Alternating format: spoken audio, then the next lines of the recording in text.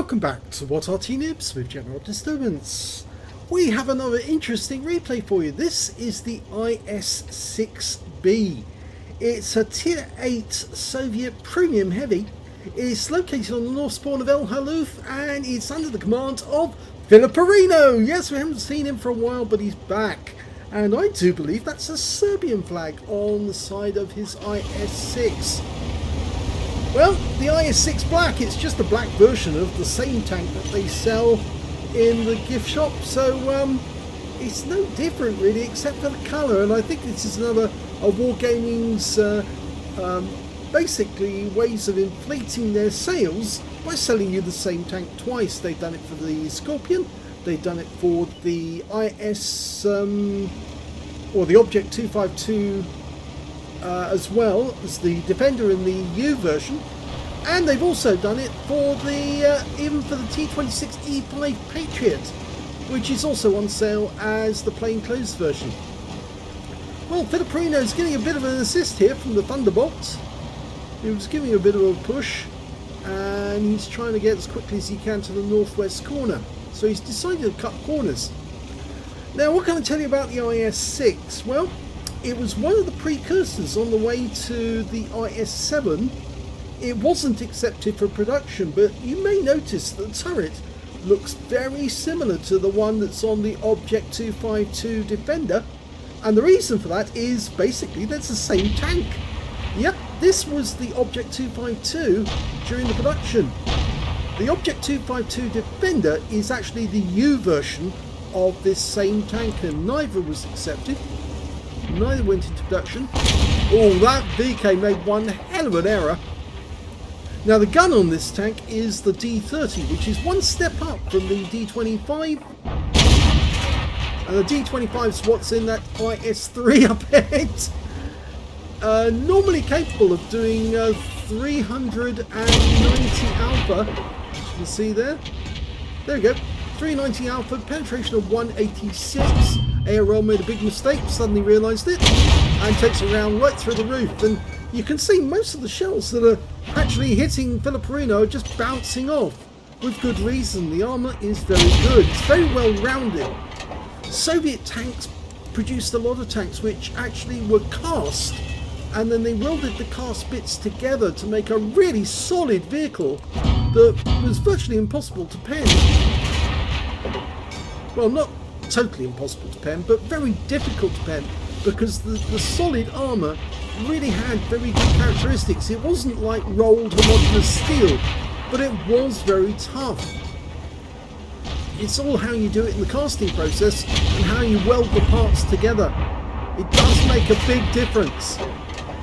Normally, welded tanks with rolled homogeneous steel are fairly weak because it's the weld that lets them down.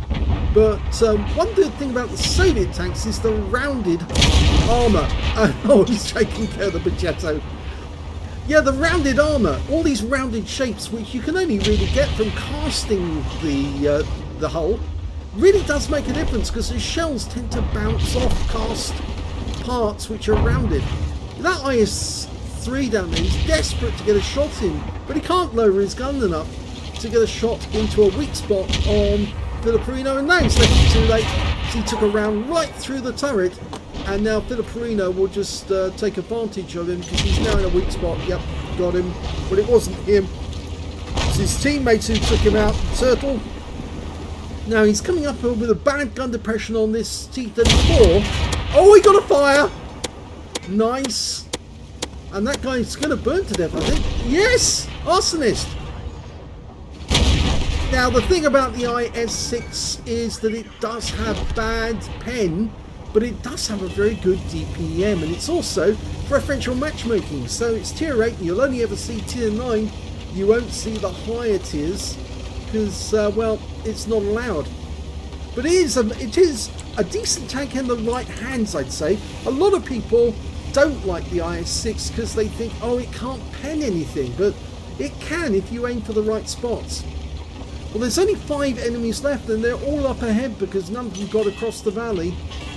And there are some tough enemies that we've got to take down, a Scorpion G and also an SU-100M1. but it looks like they're focusing on what's across the valley. And I have the feeling that there is somebody up ahead that saw us. Ah, no, it's the KV-85, that's what saw us.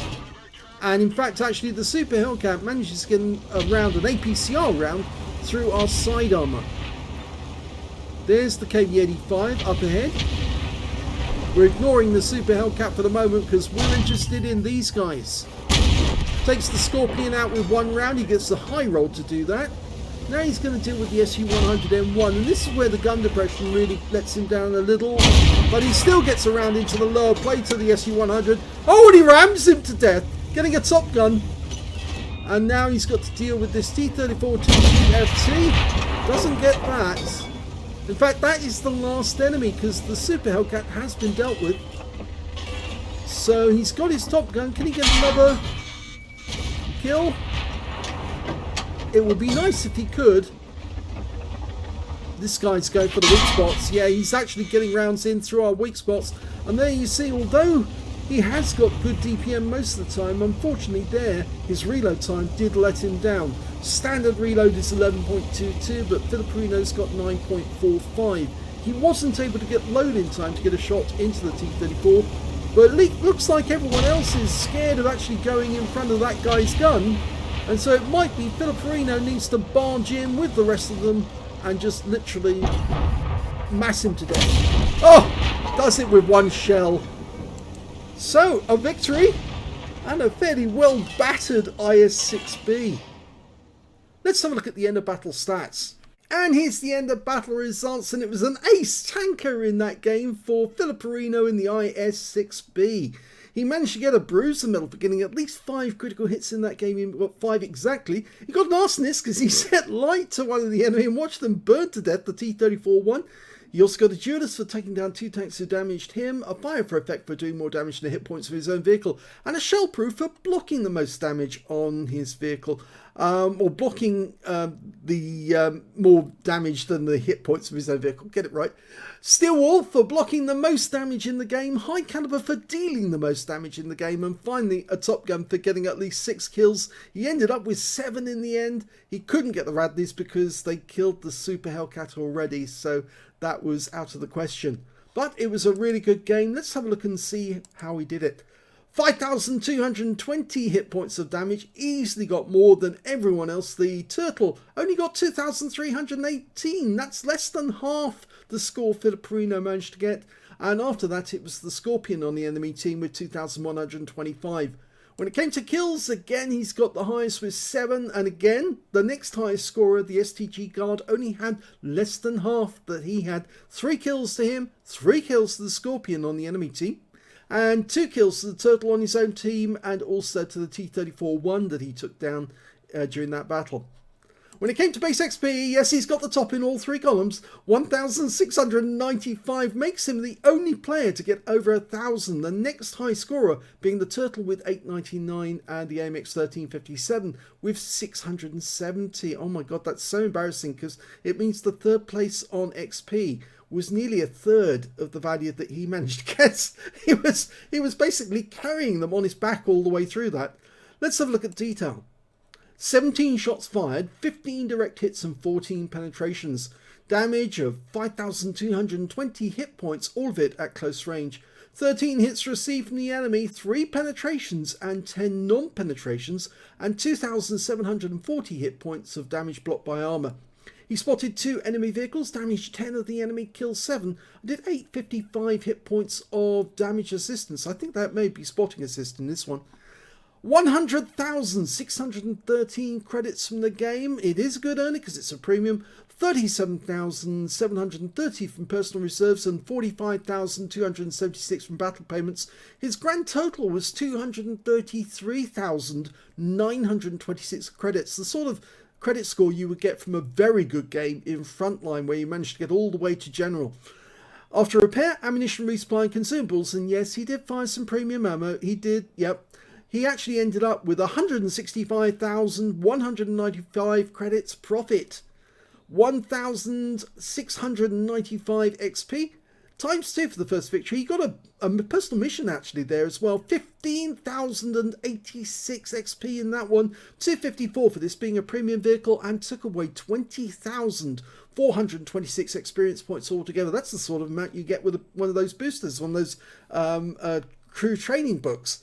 So a very good game there by FiliPer1n0. Just goes to show the IS-6 Black in the hands of the right player can be pretty devastating, but of course it also needs the right tier, and he was top tier in that game, and it was a good job he didn't face any higher tier opponents, because this thing does not come off well when it comes up against tier 9 tanks, simply by virtue of the fact that really it's underpowered in terms of its reload. It does have a good gun, it does have a good DPM technically, but it lacks the pen to take on higher tier opponents, and that's where it falls apart.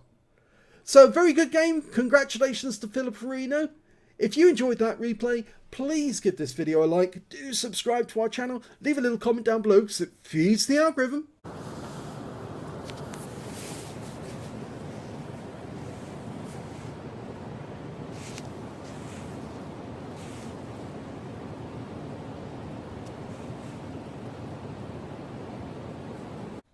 And thank you for watching.